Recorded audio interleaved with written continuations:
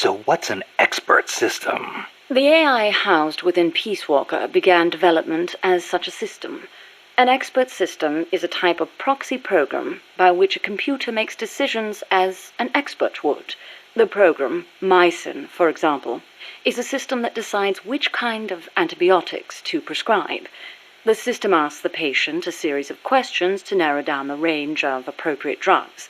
So you program Peace Walker to prescribe live nuclear warheads instead of penicillin. What I realized, however, was that a simple expert system wasn't up to the task. You need more than expertise to launch a nuke. Indeed, expertise is a necessary prerequisite, but insufficient on its own. Deciding to launch a retaliatory strike requires consideration of a wider range of factors. In such a scenario, the entire global situation becomes the criterion for making a decision. Makes sense. You screw up the prescription and the whole world goes into anaphylactic shock. A weak AI that only has a limited range of knowledge upon which to base its decisions won't cut it. Therefore, I had the AI study the boss's thought patterns, thus creating a true expert system. A strong AI. You couldn't leave the world in the hands of something with anything less than absolute worldview. I could have built a simple expert system in no time at all. Say, how would you like a system that decides which guns you should equip according to the mission's parameters? I'll pass. I'm not going to leave my life up to somebody else's judgment. Especially not a machine.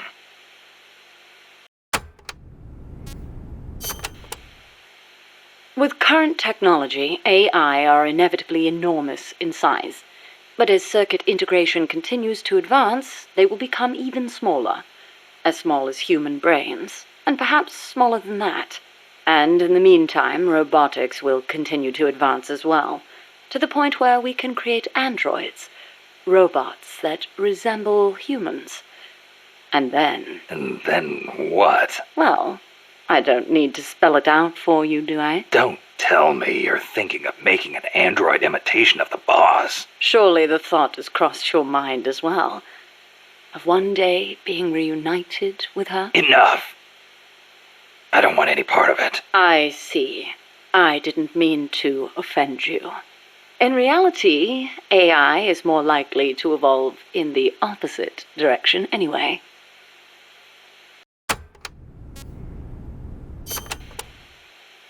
The opposite direction?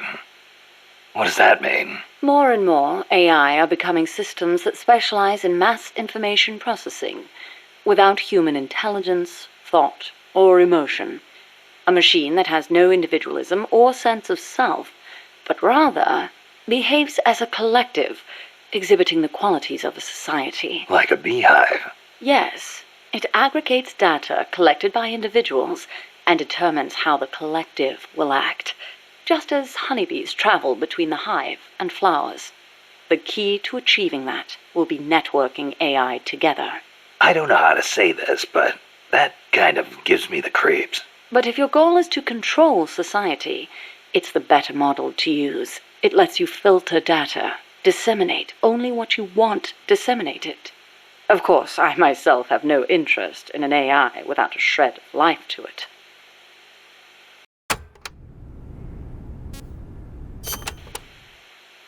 Earlier, you called the mammal pod a butterfly. Not a pupa or a cocoon, but an imago. Yes, the AI that came before the mammal pod were works in progress. Works in progress? They were enough to keep the frame running, but not enough to make decisions about nuclear retaliation. They weren't quite complete. They were pupae. Only when I added the boss's data did the AI take on its true form, becoming a butterfly and taking flight. And that's why the nose art on Peace Walker was a butterfly.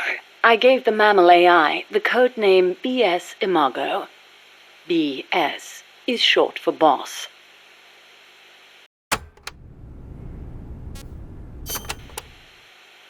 Huey called that gigantic unmanned chopper a chrysalis. Is that another one of your AI codenames? Yes, you're referring to the TJ Chrysalis 6000. There's also the GW Pupa 5000, the TR Cocoon 7000. I get it. A hovercraft type and a treaded type. And those letters on the front. TJ, GW, or whatever. Those are initials? Correct. The initials of the American presidents whose faces are carved into Mount Rushmore. Then you're missing one. I assigned that one to the reptile pod. A.L. Aurelia 8000. Aurelia. Another word for chrysalis. A pupa just before it emerges. All of the initials, except for B.S., were of Coldman's choosing. I chose mine from the storied ranks of British royalty. M.S., A.V., E.W. What do those stand for? You can't guess. Why, Mary Stuart, Alexandrina Victoria, and Elizabeth Windsor. All queens. Of course.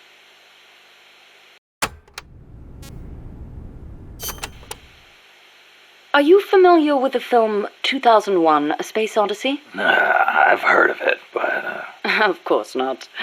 I didn't expect you to be cultured enough to appreciate such things. Yeah, thanks. Anyway...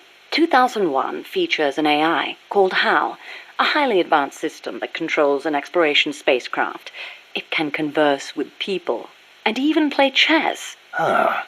Now where have I heard that before? The way HAL was portrayed was truly superb. How so? HAL is given secret orders that not even the ship's captain knows about. Naturally, he's not allowed to divulge them to the crew. The stress of it causes HAL to crack. Crack? Go crazy. Though there are those who interpret it differently. One by one, HAL kills off the crew until the captain finally shuts it down. The film offers amazing insights into AI, their growth, their utility, their faults, and their fear of death. Well, you must have found it useful in your research then. Must you always be so utilitarian? It doesn't matter whether or not it's useful. What matters is that it inspired me. Then it was useful. Never mind. The portrayal of Hal wasn't the only wonderful thing about the film. It was full of hints about the future of human evolution. Truly, a film for the ages.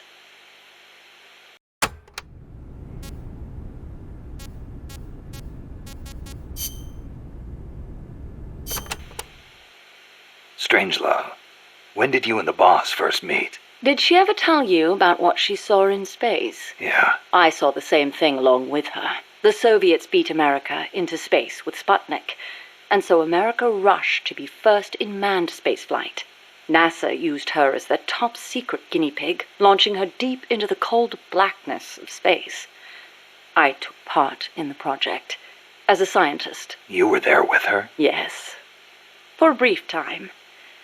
We were one and the same, she and I. We sought each other out, completed each other.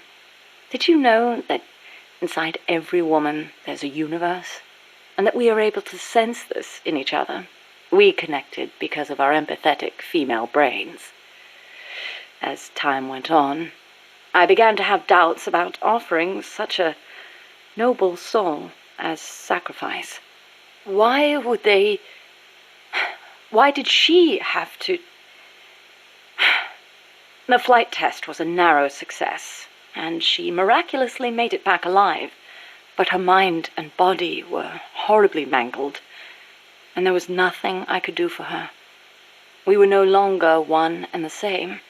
She went away, and I, having nothing else to live for, immersed myself in AI research, hoping that no one would ever have to make her sacrifice again. I never knew. It's not really worth knowing.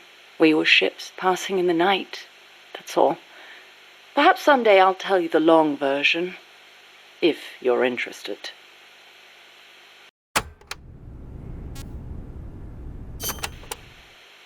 That was quite a warm welcome you gave me at the base in Costa Rica. Sorry about that.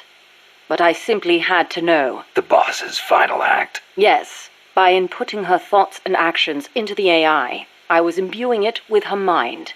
The only thing I couldn't understand was her final act. Operation Snake Eater. Official history says she betrayed her homeland and defected to the enemy and was killed by you. But it didn't make sense. The boss would be the last person on Earth to betray her country. It was logically inconsistent. It was, wasn't it? That internal inconsistency prevented the AI from activating properly. Just as Hal malfunctioned in the film, I understood the reasoning, but I had to have proof. Proof of her final act, her true intentions, one way or another. So you tried to squeeze it out of me, huh? As a matter of fact, I did. Your silence was the very answer I was looking for.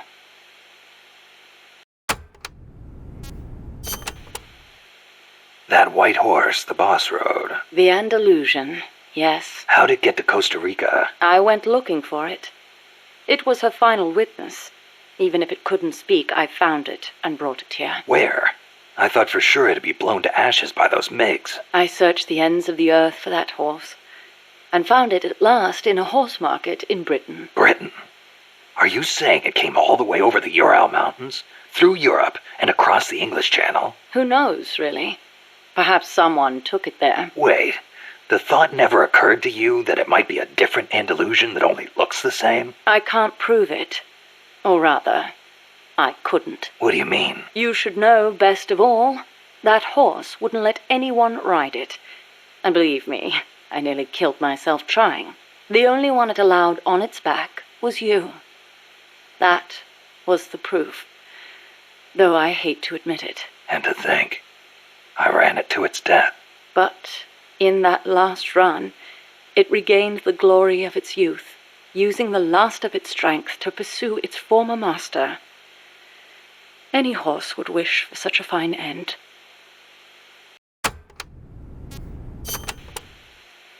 What do you make of Peace Walker's final act? I recreated her thought patterns exactly. It was exactly what she would have done. The world's most empathetic mind weighed the past, the future, and the entire world, and decided not to retaliate. Merely knowing that is enough for me. So, what you're saying is, we don't need deterrence to have peace? I didn't say that. What's important is that we wish for peace. MSF needs a way to protect itself from the might of nations. Survival requires pragmatic thought and action. But you must still retain your ideals. If the gap between reality and those ideals ever leads you to lose them, I doubt MSF will survive.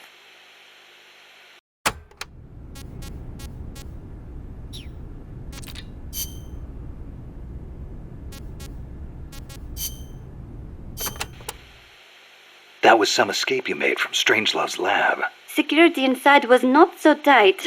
The door to my room was locked from the outside, of course, but she took off the blindfold at bath time, so she could wash my hair. Pretty luxurious treatment for a prisoner. Wasn't it? She wouldn't undo the handcuffs, but she washed my body for me instead, and with such gentle care. Why'd you run away? Didn't she say you could go home in a month? If your escape attempt failed, you'd be in greater danger than before. I was supposed to be giving a presentation on the distribution of Costa Rican bird species at a conference. The date was approaching quickly. So, I pretended I had to use the toilet and made my escape. I found an ID card and searched everywhere for my equipment and my tape. But a soldier saw me. It was a miracle I managed to get away. There was no time to find the tape. I do not care about the conference.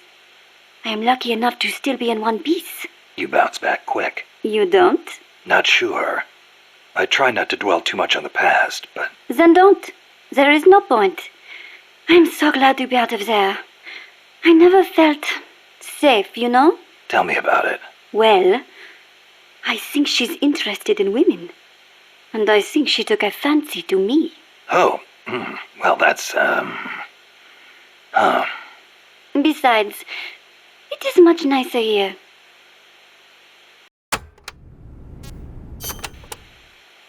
Was it just the two women in the lab? Most of the time, oui. And one of them, you only heard her voice, right? Yes, that is correct. Such a wonderful voice. It sent chills up my spine. What was the other woman like? Don't even think about it. She has not the slightest interest in men. No, it's part of my mission to... Only teasing. Let me think. I believe she was in her 30s. Pretty, with a good sense of style, but austere in her tastes. A very unusual woman. And she was doing research on AI. AI? So that is what she was up to. You know, she did say something interesting. That people should not be going into space. That it is too dangerous. An automated control system for rockets, then.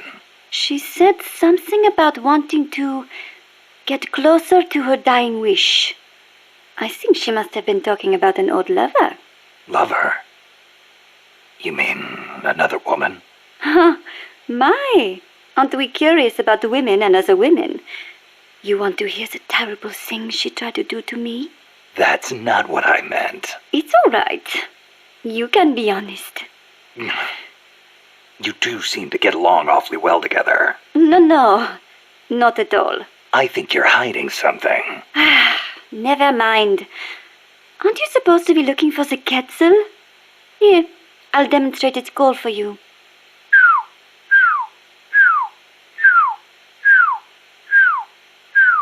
I knew it.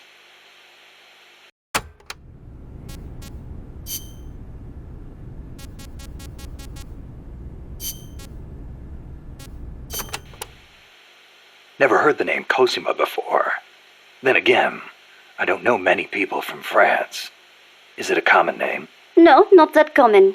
But Wagner's second wife was named Cosima Francesca Gaetana Wagner. Huh. You know, Kojima is a common last name in Japan. Kaz? It's just funny how, I'm part Japanese and Cecile's middle name is so close to Kojima. It feels like destiny unfolding. You think so? Oui, oui. That's a beautiful name you have. Cecile Cosima Caminades. Wait a second. Cecile Cosima Caminades. Cosima Caminades. Hey, that's close to Close to what? your name. It sounds almost like the sentence Kojima Caminandes in Japanese. And what does it mean, s'il vous plaît? Well, kami is the word for God in Japanese. Nandesu. Well, it's hard to explain, but placed after God, it would turn the sentence into is God. Okay. So? Kojima is God. Cecile's name is a message. I don't believe it. Kojima is God. Kojima is God. Kaz?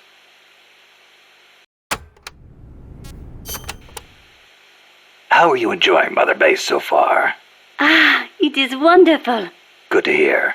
I was worried someone as cultured as you would find the plant a little uncouth. Uncouth? You've got albatross, and frigate birds, and terns, and tropic birds. Seabirds I have never had a chance to see in France. Oh, well, great.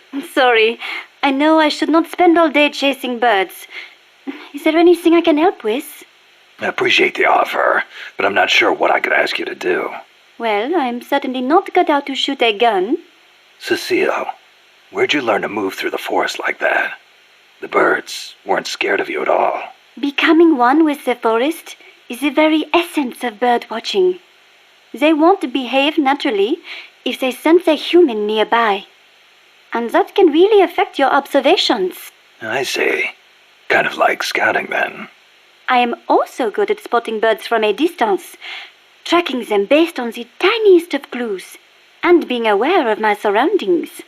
You're starting to sound even more like a scout. The only way to find a bird is to think like a bird. Now, think you can find a place for me? Yeah.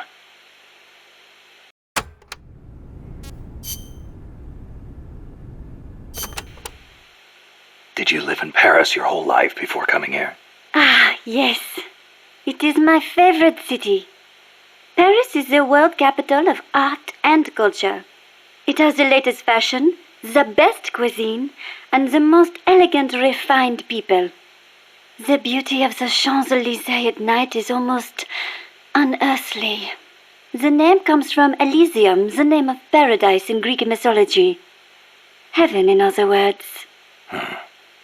Must be nice for some people. Not for me. Are you saying the cultured life does not appeal to you? I'm saying I never had a chance to lead one. Not that it appealed to me anyway. You prefer war? I don't like war. Life outside heaven just suits me better. That is a hard way to live. But if you do ever come to France, I will show you around Paris. Then you will see what heaven on earth is really like.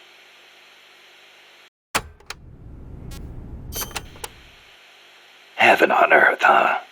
The only image I have of France is the Foreign Legion. That is how you view France? What do the French think of them? It is a difficult question. We normally don't think about it so much. Well, critics claim it forces foreigners to take on the most dangerous missions, so French citizens won't get hurt. You are right. That probably had something to do with why it was created. But I understand that along with service comes benefits, such as French citizenship and permanent residency. Those who join are all given an equal chance, regardless of race, religion, education, social status, or national origin. So it can be a godsend for people from poor countries. A way for the have-nots to live a decent life. I guess that's not so different from MSF.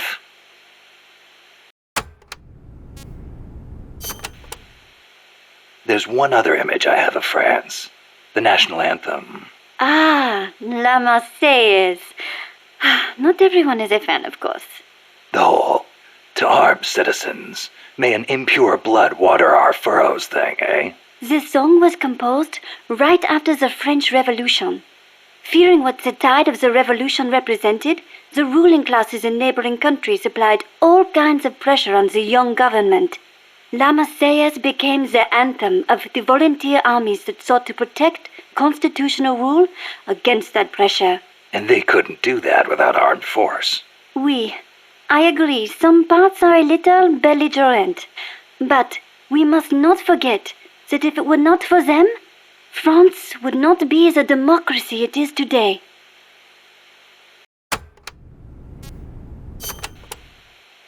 Have you ever seen The Umbrellas of Cherbourg? A movie? No, never seen it. No? It came out 10 years ago. Catherine Deneuve. She's so beautiful in it. And the music, the costumes, the colors. Huh. It takes place in the naval port of Cherbourg. That was a beachhead in Normandy. It is set back when young men were conscripted to fight in the Algerian War. The French government called the conflict a public order operation in northern Africa. I was still a little girl then, but I can clearly remember one of my friend's older brothers going off to fight. Yeah, national service is required in France. The war splits up two young lovers. Director Jacques Demy's lyrics and Michel Legrand's music tore at my heart. I will never forget its wonderful melodies. Are you okay? It changes lives, changes fates. War is not a good thing. For some reason, it strikes a chord to hear that coming from someone like you.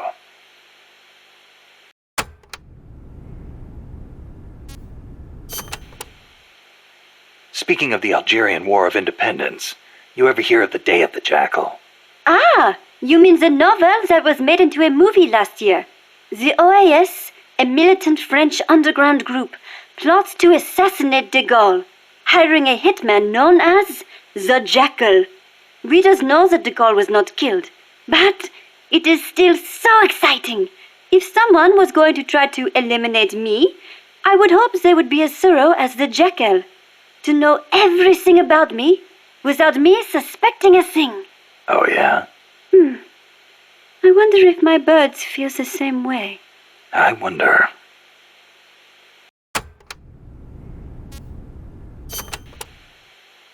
France conducted its first successful nuclear test in the Algerian Sahara in 1960. A lot of French scientists took part in the Manhattan Project. They defected to America to escape wartime occupation. Correct. And once the war was over, they returned to France and continued their own atomic research. President de Gaulle did not want to have to rely on the American nuclear umbrella for protection. Thus making France the world's fourth nuclear power. Some say the test success pacified the Algerian rebels. The civil war was undoubtedly held in check. But never have I equated nuclear weapons with peace.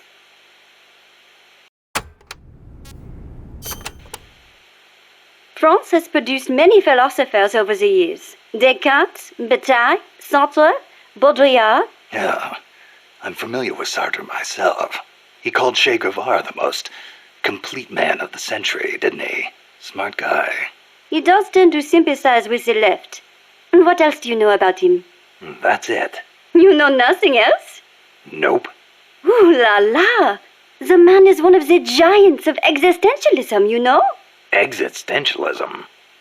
I've been meaning to look into that. Nothing more dangerous than sneaking in without first securing an exit. No, existentialism. Sometimes I wonder if my English is not better than yours. Sorry, I'm just not into philosophy. Ah, is that so? I would imagine it might really enrich your life. I'd rather take action now than spend time thinking about what we are or how we're supposed to live. I guess you could say I live my philosophy. Interesting. That sounds like something Sartre would say. Yeah? He says we are born with no defined nature, and that we are free to make ourselves what we wish. Free. So he was one of those devil-may-care kind of guys, huh? No.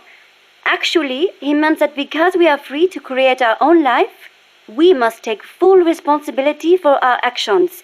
Man is condemned to be free, is how he put it. Condemned to be free. But then, others will take it upon themselves to define who you are. I've been feeling that way lately. I keep telling people to call me Snake, but nobody seems to listen.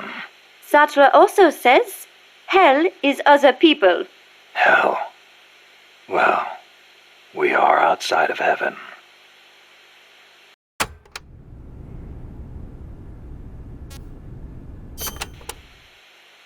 Do you have an interest in the visual arts, Snake? Not really.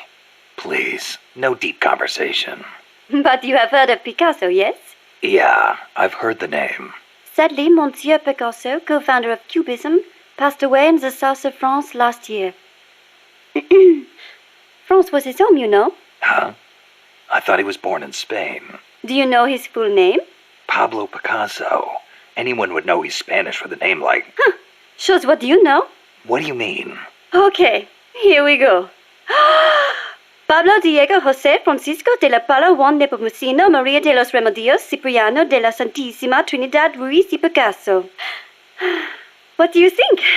That was his full name. Still, I don't see how... A master of modern art, a genius who crafted over 100,000 works in various styles, spending the greater part of his life in France. The man is a part of our culture. Yeah, that kind of stuff is of limited use in my field. But back to the point. Picasso was Spanish, right? Or am I missing something? He wasn't French, right? Right?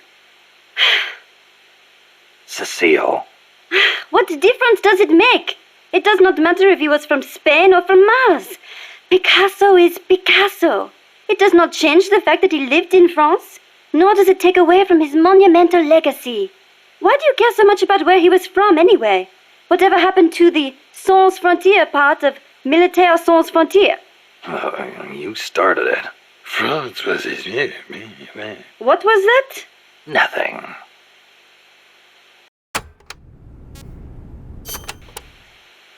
Tell me, Snake, do you ever put sweets in your rations? Never thought about it before. Why? Ah, I simply love them. French sweets are très délicieux. Everyone knows crepes, but there are also profiteroles, eclairs, madeleines, financiers. Then there's tarte tatin, and you can't forget Savarin. Oh, and millefiori, crepes, blancmange. Yeah, you already mentioned crepes. Ah, soufflés, croquembouche, cannelle, Florentine, Queen Amagne, peach melbas. Finished?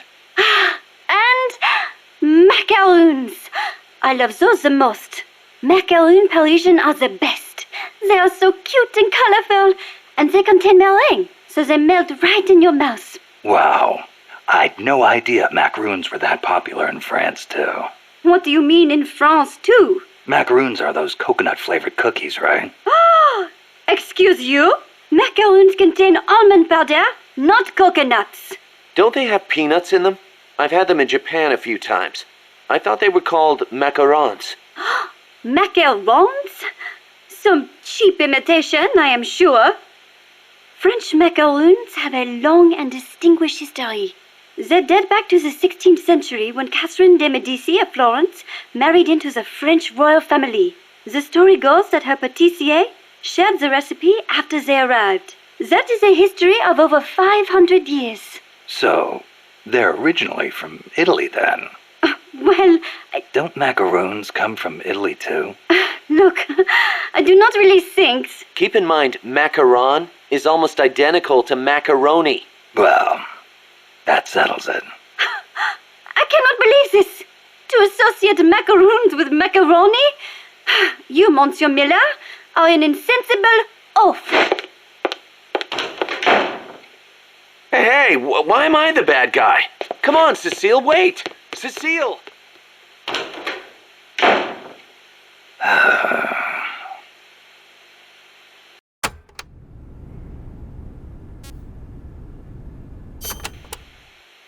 Hello? Snake? Mon chéri? You been drinking, Cécile? Can't you please do something about this pest? Who? Monsieur Miller! What's he done now? Wine. Wine? He said he thought the soldiers might tire of having beer all the time, so he's brought in some wine instead. And then he gave me a bunch.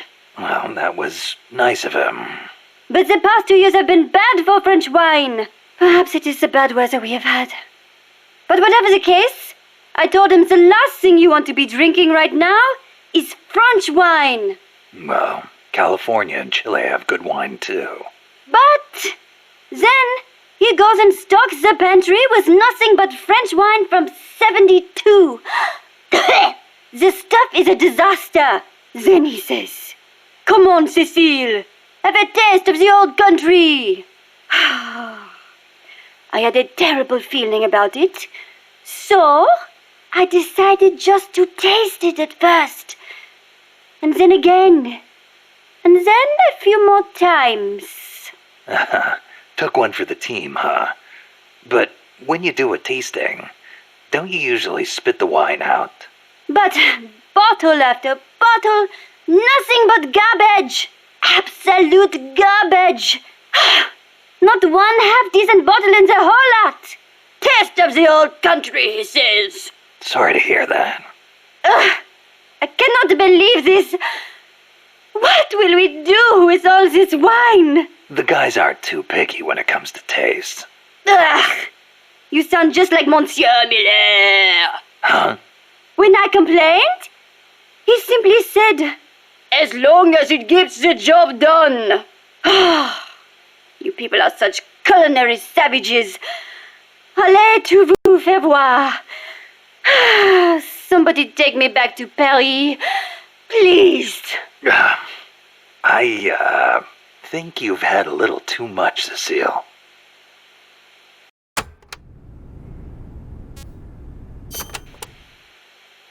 You seem like a very, how do I put this, uninhibited woman. You think so? I am no different from other Parisian women. Not since May 1968. May 1968? The general strike that almost brought down the president? Right. But it was more than just a strike. It started with the student movement at Strasbourg University in '66. They did not want anything from the country, but instead sought reform at the school. That helped ignite a fire in the hearts of scores of dissatisfied young people. And the movement spread all over France. It was more than just opposition to Vietnam and the de Gaulle administration. People also called for free love and the breaking away from other old values. Looking back, I am not sure what the main goal really was. But whatever the case, it was more of a young people's movement than a strike or a protest. So, it was like the hippies or something? In some ways, perhaps. But we weren't blinded by mysticism, nor did we seek a return to nature. I see. So, while they wanted to retreat to their closed communes... We tried to change the world. And in doing so, we learned that when everyone comes together, it can be done. You had a lot more success. In America, hippies have just become a social problem, while I hear Japan's student movements crashed and burned. I wonder what was different. Good question. I'd like to know myself.